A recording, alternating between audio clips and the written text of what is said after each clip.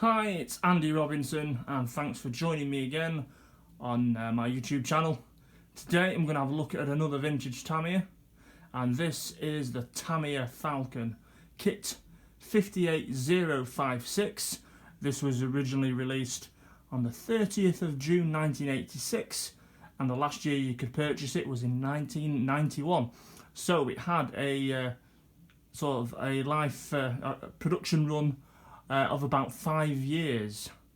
It's got a good following, the Tamiya Falcon, and I've had several over the last 10 years, but I've never really kept it.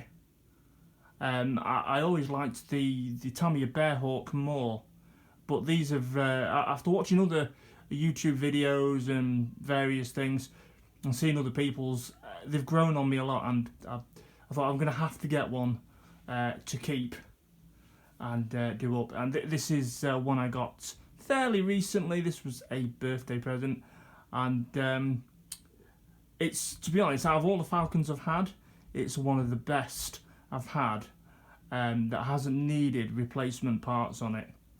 Now, I wanted to get the best one I could for the money I could, and I can't remember, to be honest, what this cost. I think it was about £90, this one, and that came with all the vintage electrics and one of the Tamiya Beatties hold-all bags you could get if you bought your kits from Beatties. And I, to be honest, to get some of the cash back on it, I sold the Beatties bag and I sold all the vintage electrics out of it because I won't be using them for this. My plan is to make this into a Falcon that I can run. I want to use it in some vintage races, and to do that I'm going to have to do some modifications to it because the Falcon's a bit notorious for a very weak front end. Anyway, we'll go and have a close look at the Falcon, and we'll take the body shell off and I'll show you around the chassis.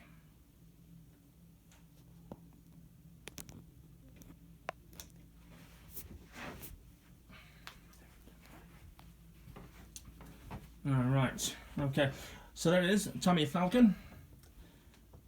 It's a cool looking 80s buggy. Let's see if we can get the body shell off here.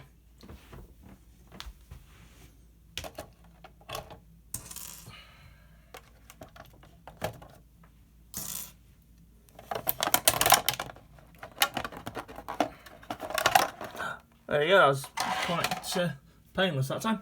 So here we go, Tamiya Falcon chassis. As you can see, it's completely devoid of all radio gear. It's been stripped down by myself. I've cleaned it up. So far, I've just put bearings in the gearbox because it was still on its plastic bushings. So I ball raced the gearbox, and I put fresh oil and cleaned up the dampers, so they all work nicely now. So, bit stiff on the rear, but we'll see. But working a lot better, and yeah, it's waiting electrics really. I haven't fully decided what I'm going to put in this yet, but say it is going to be a runner. Now, I'm sure some of you will be familiar with it, but the Falcon, it does suffer from a very weak front end. So, okay, all the wishbones, the double wishbones, these can tend to split around the screw pins here, and this has no splits whatsoever on any of the wishbones, which is good. Shock towers, another weak part. Usually they split and crack here, so these break off. So you need to buy new shock tower parts. Now, the shock tower and bulkhead, they're in 3 pieces, and this has no damage on any of the pieces whatsoever. So how it survived is quite impressive, really. So yeah, you've got the shock towers, which are separate, the bulkhead, and it all comes away. And you can see the screws there, like that, and you unscrew it all, and it comes into about 3 pieces. But say they can break through and crack and damage through heavy impacts. Another weak part on the car here is screw there and screw there. Now where this braces across the bulkhead and screws onto the chassis, you know, again, if you get a front impact, makes it very weak. Turn it upside down as well. You can see there isn't a great deal. Move this over the lights a bit. Rubbish there. Sorry about that. If you look there again, screw there, screw there. There isn't much material where the bumper screws on to the chassis, joining the basically the bottom of the car to the and the top of the car to the chassis. It's all quite weak, which is not ideal if you want to run these older vintage cars. So, but there are things you can do. Now there's a fella well, he makes stuff under the banner of Ampro Engineering, and you can buy his stuff through Shapeways. He does stuff for all sorts of Tamiya vintage cars and other makes. But what he does do is he basically makes all the vulnerable parts for this car, and he makes them out of 3D printed material, and they're a lot stronger than these older fragile parts. And being a car that's not re-released yet by Tamiya, you can only get these 3D printed parts really. You can get second-hand replacements if you see them, but they're going to be most likely brittle. So if you're going to want to run the vehicle, it's not ideal to go and buy them. If you want to do it as a shelf queen, then that's different. But you will pay through the nose for some of these brand new Falcon parts that are like old stock, in packets and whatnot. So I was quite pleased with this one.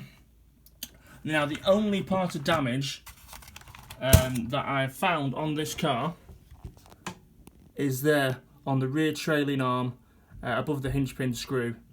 You can see a crack there. Now that is the only bit of damage on this that I've found. So that's pretty impressive really for a car. It has got some, if you look underneath it, you can tell it's got scuff marks. So it has been a used vehicle, but it might have had a fairly easy life. So it's anyway, as I said, I like to run my cars. It's not going to be a shelf queen, this one, and I'm going to turn it into a vintage runner, and I'm going to get all the front end Ampro parts for it. I will put the link onto Shapeways Ampro parts for the Falcon as well, so you can check that out.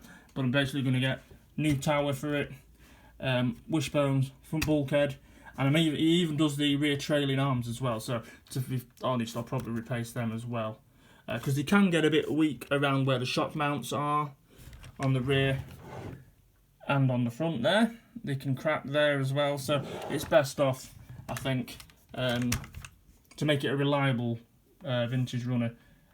I'm going to put those on and change all those parts, and but all the original parts I will keep and put away because they're in such good condition. Body shell's original as well.